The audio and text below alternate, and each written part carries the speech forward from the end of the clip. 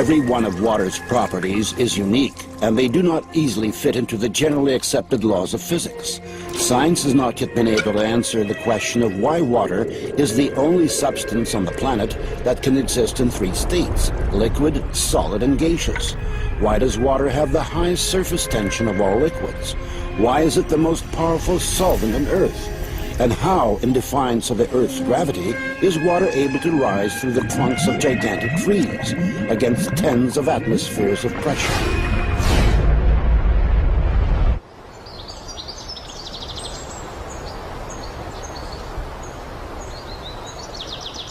Water has memory. Experiments done in many countries around the world have shown that water receives and makes an imprint of any outside influence, remembering everything that occurs in the space that surrounds it.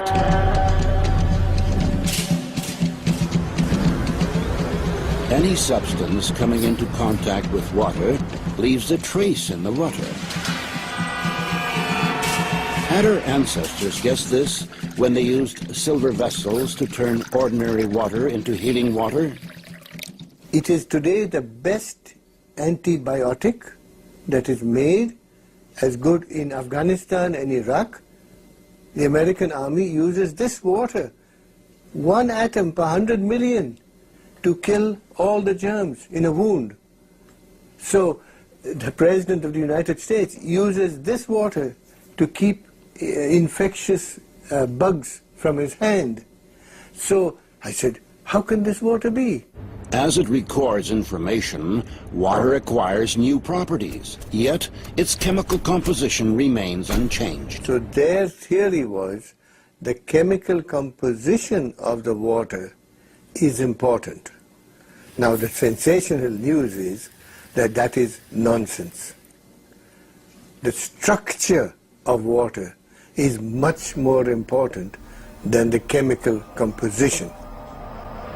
The structure of water means how its molecules are organized. We can see how water molecules join together into groups. These are called clusters.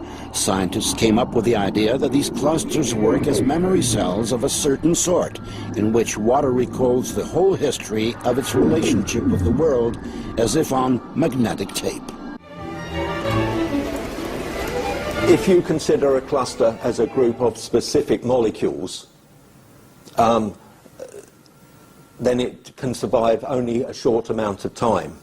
But if you consider it as a structure whereby molecules can leave and other molecules come in, the cluster can last effectively for a very long time. The stability of the cluster structures confirmed the hypothesis that water is capable of recording and storing information.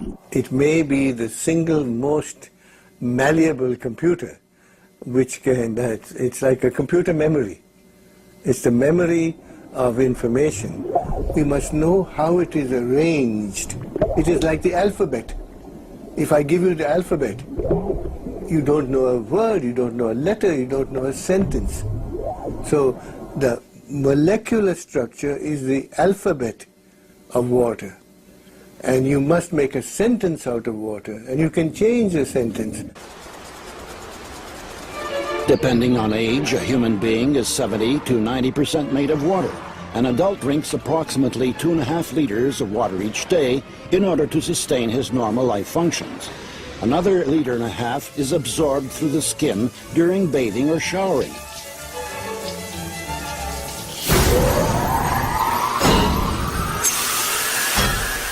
Water makes a long and difficult journey before arriving in our homes. It used to be common knowledge that settlement could only occur where there was a natural source of water. Today, whether or not there is water in a place is of no importance because we transport water for thousands of kilometers using high pressure. In nature, rivers and streams always flow along a smoothly curving course. But any water supply system has multiple right-angle turns.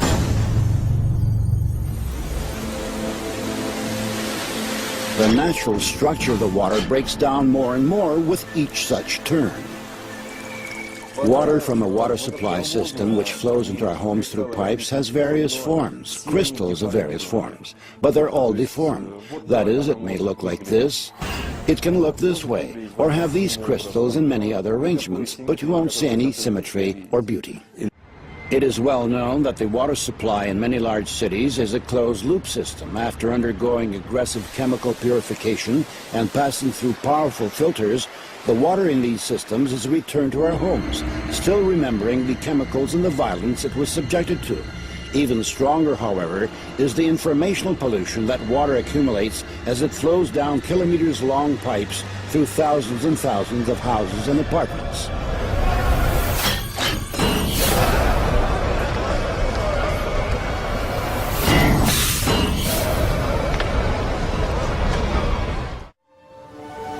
Nowhere in the world is the water the same. Breaking its way to the surface, through minerals and ores, water assimilates the vibrations of the soil and information about its specific biological and energetical features. We tested this absolutely marvelous water, which is sold in large bottles, and the producer puts a label on them which says it's the best water in the world, but it is empty and dead. True, it's pure and it's good, and some minerals have been added, but this is dead water in which there is no energetics and there is no life. Most likely, people do not sense any particular difference between naturally pure and artificially purified water. But any animal will always choose water from a spring, because this water is loaded with natural energies.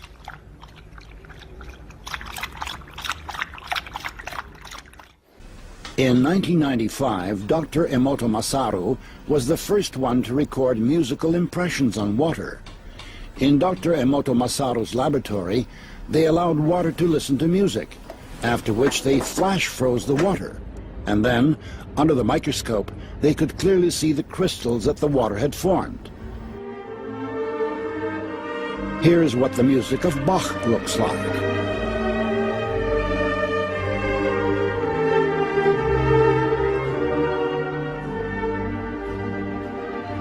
Mozart.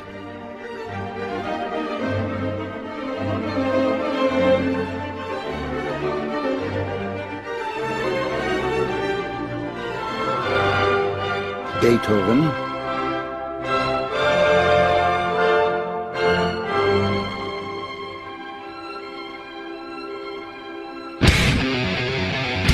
Heavy rock.